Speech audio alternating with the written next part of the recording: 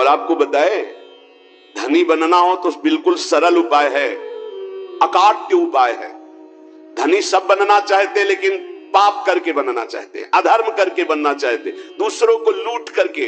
हाँ, बोले शॉर्टकट से, तो शॉर्टकट से ऐसा मरोगे कि फिर निकलने को नहीं मिलेगा इस माया समुद्र से। ध्यान रखना, ये जो सोचते हैं ना बहुत जल्दी धनी बन जाने के लिए, एक उपाय है, बहुत जल्दी कृपा हो जाएगी, बहुत जल्दी धनी बन जाओगे। क्या?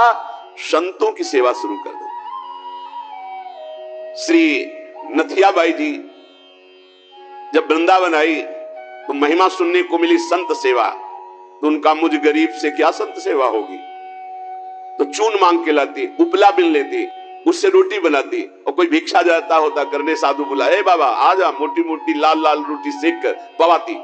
अब धीरे धीरे भिक्षा से जाने वाले साधु उनके यहाँ जाने लगे, रोज मांगना, मांग कर लाना, बनाना, पवाना, पवा के बैठी, फिर संत आ गए, लाओ माई, फिर आटा लगाया, फिर कभी ना नहीं किया। एक दिन वो हुआ कि बोरा में लद लद करके अन्न और व्यवस्थाएं, बिहारी जी स्वयं एक दिन वो गाड़ी में लद करके आ रहे थे, आटा और सब सामग्री लेने गई थी मैया, और वर्षा होने लगी तो छाता मैया को दिया और आप लालटेन ले हुए और कहे आओ मैया इस रास्ते से आओ, बैलगाड़ी थी ऐसे।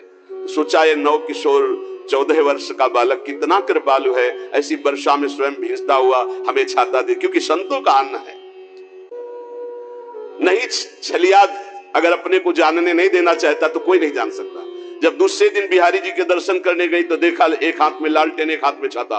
बोले अब हमें समझ में आया कि कौन था, आप थे बिहारी जी। श्री महामहिम परम भागवत सुदामा दास जी महाराज बिल्कुल इसी पद्धति से संत सेवा शुरू की थी। गऊओं के उपले बिनकर लाना और आटा मांगकर संतों को रोटी बनाना और पवाना, और आज सैकड़ों संतों का रोज प्रसाद होता है। तब से लेकर अभी तक रोज संत सेवा, सैकड़ों संतों के आसन लगे हुए, सैकड़ों संतों को भोग प्रसाद पवाया जाता है। ऋषिक मुरारी जी ने गुरु आज्ञा का पालन, संत सेवा करनी, पर संत सेवा का बहुत कठिन व्रत है, बहुत कठिन व्रत है, क्योंकि अलग अलग स्वभाव के संत, अलग अलग भाव के संत।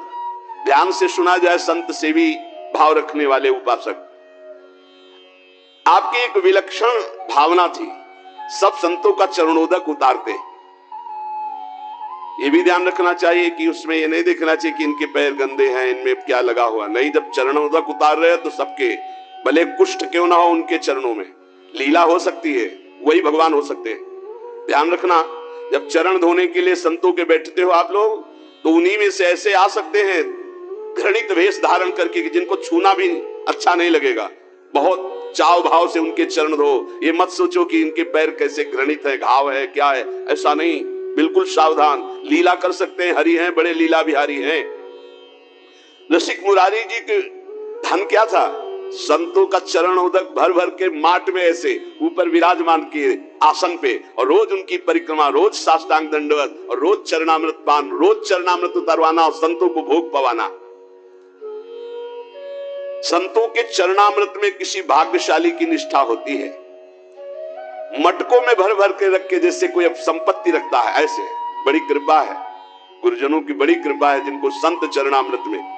और जब से वैष्णव मार्ग मिला तब से गुरु कृपा से नित्य चरणामृत मिलता है।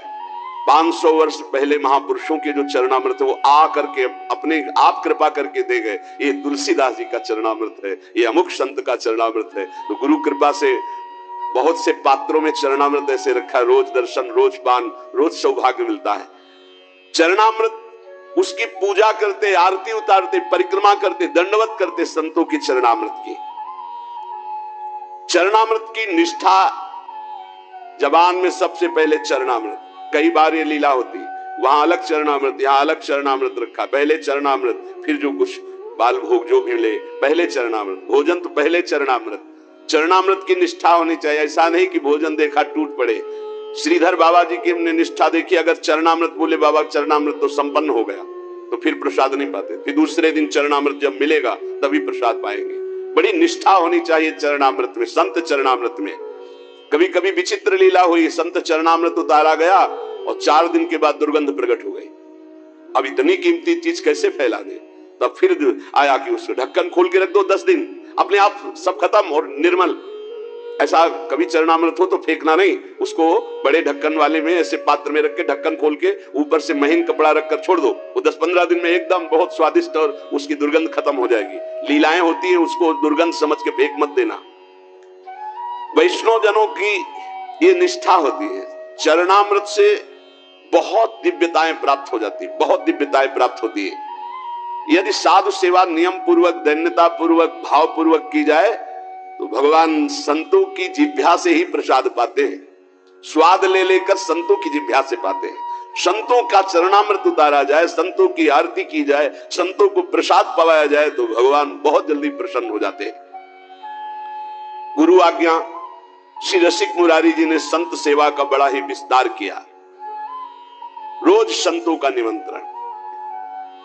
जब तक गुरु वचनों पर विश्वास नहीं होता तब तक बल नहीं आता अध्यात्म का। आपके हृदय में संत वैष्णवों के प्रति अपार सुख देने की भावना आ गई, क्योंकि गुरुदेव ने कहा संत सेवा में ही भगवान की प्राप्ति होगी। श्री प्रियादास जी कह रहे कि रसिक मुरारी जी की संत सेवा की महिमा का वर्णन या संतों के प्रतिभाव का वर्णन एक जिह्वा में कैसे करूं, मतलब इतनी अपार संत सेवा की भावना, मेरी बुद्धि थकित हो जाती इनकी महिमा देख करके संत सेवा की। आप बड़े समारोह से श्री गुरु उत्सव मनाया करते थे, उसमें पूरे दिन कथा कीर्तन सत्संग भोज भंडारा होता रहता था, सब संतों को बड़ा सुख प्रदान करते थे। यह उत्सव 12 दिन तक लगातार गुरु उत्सव चलता, 12 दिन भक्तों की भीड़ रहती जो देखने में अत्यंत आनंद प्रदान करने वाली होती है। गुरु उत्सव, इस उत्सव का नाम दंडोत्सव है। इस संबंध में एक कथा आती है कि इनके गुरुदेव श्री श्यामानंद जी श्री वृंदावन में जब वास करते थे तो नित्य प्रति सेवा कुंज में सोहनी लगाते थे। सोहनी लगाना हमारे ब्रज की बहुत बड़ी उपासना है, जिसे साधारण भाषा में कहते हैं झाड़ू लगाना, तो यहाँ सोहनी लगाना कहते हैं। तो रोज सेवा कुंज में सोहनी लगाते थे। सेवा कुंज में प्रिया प्रीतम नित्य विहार करते हैं तो इनको एक अपार सुख मिलता कि मेरे श्यामा श्याम यहाँ विहार करते, मुझे सोहनी सेवा का सौभाग्य मिला, मैं उनकी दासी हूं। बाहर वो सोहनी लगाते समय बड़े गौर से वो एक एक लता के नीचे एक एक चरण चिन्ह को देखते, कहीं प्रियालाल के चरण चिन्ह तो नहीं है, कहीं किसी लता के नीचे प्रियालाल विराजमान तो नहीं हुई। प्रियालाल के चरण चिन्हों के कभी कभी उनको दर्शन हो जाते तो बड़े भाव में मगन हो जाते। कभी कभी युगल चरणारविंद के दर्शन होते। कैसे पहचान होती कि प्रियालाल के चरण चिन्ह? क्योंकि प्रियालाल के चरण में 19 चिन्ह हैं, चरण चिन्ह। सबके साधारण चरण ऐसे, प्रियालाल के चरणों में चरण चिन्ह है।